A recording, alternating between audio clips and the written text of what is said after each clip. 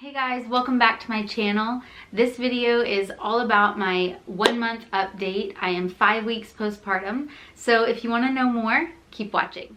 Okay, so I am now 5 weeks postpartum from having my daughter Addison, and I had her via C-section. It was a repeat C-section, scheduled C-section, because I had a C-section with my son, and I did choose that.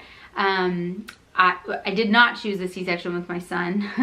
I will go into a reason to the birth story of why I had that with him in a different video. But this time it was scheduled. We scheduled it for August 25th. My husband chose that date. There was really no reason why, except for the fact that he liked the number and his birthday's on the 25th of September, and that's why we chose it. So it was pretty straightforward, like with all of that. With all of the C-section and going in and having it done. The recovery overall has been so much easier this time around than it was with my son. I went through far less this time because it was just like boom, boom, and the baby's here. Whereas with my son, it was a much more like extensive deal. And so I feel like that went into helping with the recovery because I wasn't near as tired and it just was all so much quicker. So that was nice. I also just had my final doctor's appointment and was cleared for working out and all of that this past Friday. So that has been really, really nice. I haven't started working out yet. I'm gonna start next week, but I am like able to pick up things heavier than the baby. They say, you know, for 5 or 6 weeks you can't lift anything heavier than the baby or the baby in the carrier, and that has been that was like one of the biggest challenges, is that I have a 2-year-old and not being able to pick him up. It's like I bring this new baby home and I'm walking around carrying her around all the time, but then I can't lift him, and so that was a challenge and I felt really bad. But he's a big boy and he's like 35 pounds, so I could not lift him, and I guess even if you were less than that I still wouldn't have been able to. But in the beginning I definitely had to coordinate people to be here to help me with him, but then I realized, okay, really the only time I have to lift him is in and out of the high chair. So I got his like little bathroom stool and put that under the high chair, and I would hold his hand and he would climb in, climb out. And so that actually fixed that issue. I mean, other than that, he sleeps in a twin bed, so he can get in and out of that.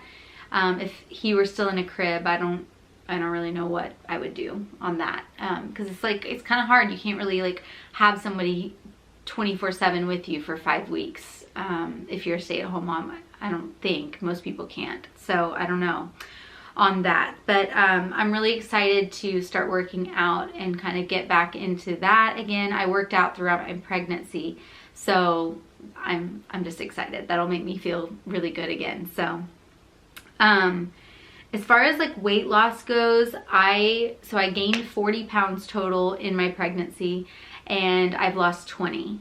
But I haven't lost a pound in like 3 weeks. So the first 2 weeks I lost 20 pounds and then I haven't lost anything. And I'm not really sure why.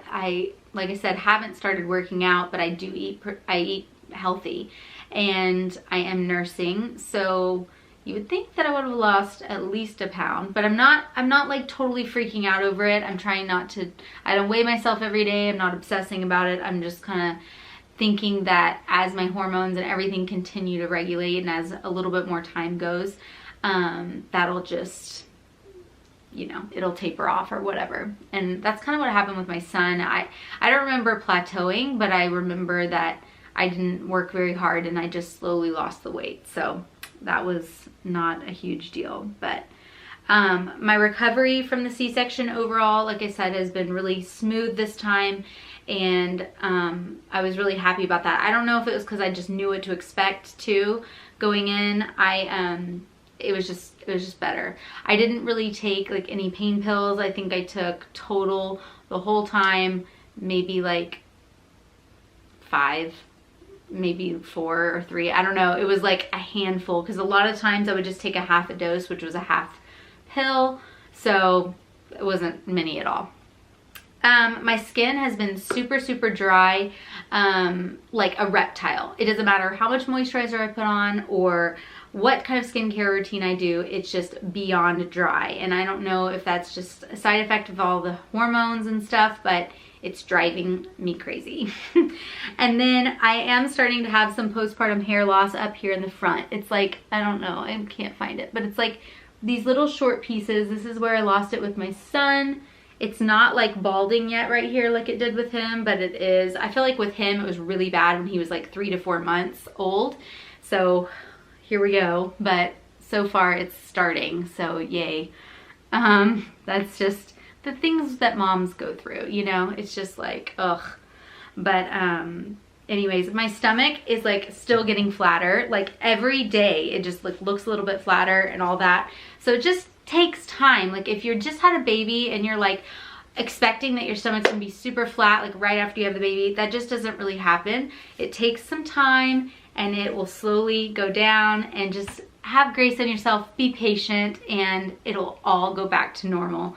So I'm feeling good and happy just to be moving forward, happy to have my baby here, and that we're all just getting in a really good routine and swing of things. So thank you so much for watching. If you like this video, give it a thumbs up, and don't forget to subscribe, and I'll see you in the next one. Bye.